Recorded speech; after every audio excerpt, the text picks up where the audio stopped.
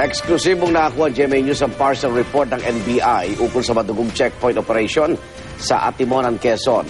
Nakasaad dito na dinampot daw ng isang police senior inspector na sangkot sa operasyon ang mga baril mula sa mga katawan at isa-isang ipinutok ang mga ito sa ere.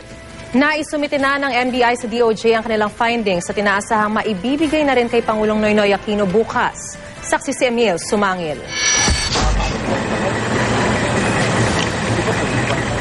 2 pulgada ang kapal ng isinumiting final report ng National Bureau of Investigation sa Department of Justice. Kaugnay na nangyaring barilan sa Atimonan, Quezon na ikinamatay ng 13 tao kabilang ang ilang pulis. Sa 300 pahinang report, ang mga annex ang siyang pinakamakapal na bahagi.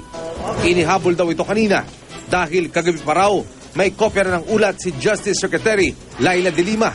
Gayunman, hindi muna idinetalyo ng DOJ at NBI ang report na isusumite pa bukas sa Pangulo.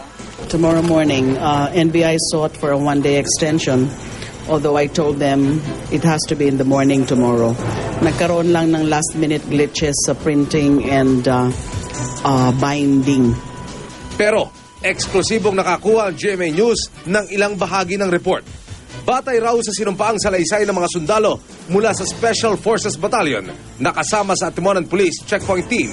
Nagsimula ang barilan matapos unang magpaputok ang mga pasahero ng 2 SUV na pinara sa checkpoint.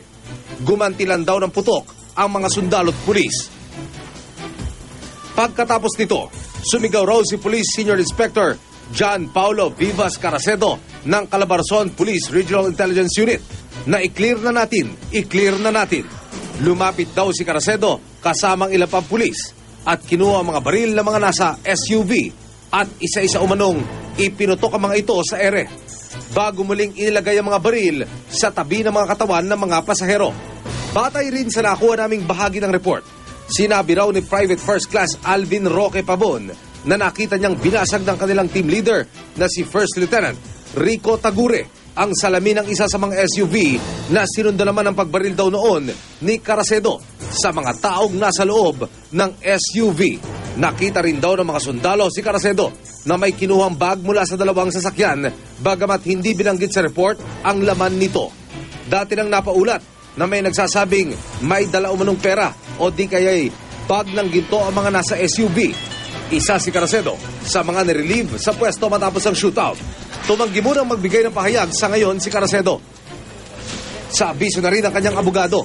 Nakasaad din sa nakuha naming bahagi ng report na nanggaling ang balang tumama kay Police Superintendent Hansel Marantan sa gawing kaliwa mula sa isang posisyon na mas mababa. Ayon sa source ng GMA News, hindi raw self-inflicted ang tama ni Marantan at malaki raw ang posibilidad na nanggaling ito sa direksyong malapit sa kanal sa labas ng 2 SUV.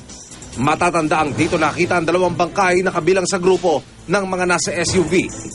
Gayunman, bahagi lang ito ng report na ibinatay sa salaysay ng mga sundalo.